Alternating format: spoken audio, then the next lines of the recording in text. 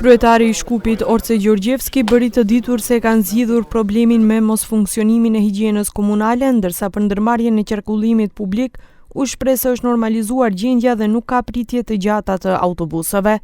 Për deponitë e egra në kryeqytet, ai tha se po punohet, teksa shtoi se do të ketë gjoba për të gjithë ata që përpiqen të krijojnë kaos me mbeturina dhe nuk respektojnë vendimin për t'i hedhur ato sipas orarit të përcaktuar dhe ndalimin nga ora 22 deri në orën 6 të mëngjesit.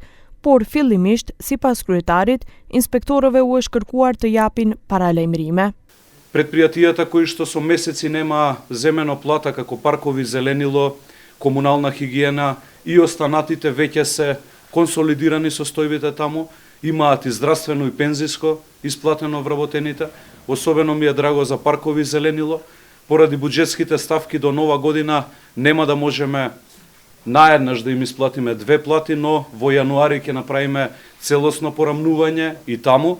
Gjorgjevski shtoi se javën e ardhshme do të nënshkruhet edhe procedura e tenderimit për Luna Parkun që ndër vite po pritet nga qytetarët.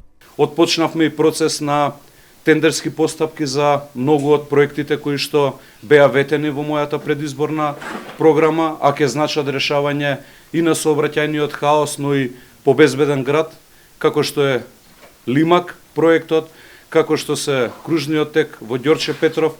Ќе започнеме за скоро и со решавање на високите зони. Прва ќе биде во Ѓорче Петров, зоната која што ќе ја решаваме, и таму ќе биде заедно со водовод и канализација отпочната постапка.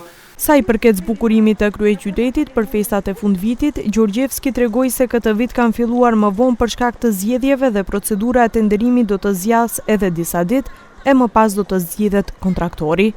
Këto u than pas seancës së trupit koordinues të kryetarëve të komunave në qytetin e Shkupit, ku u dha zotimi se takimet të këtilla do të jenë një praktik për bashkëpunim me qëllim zgjidhjen e problemeve nëpër komuna.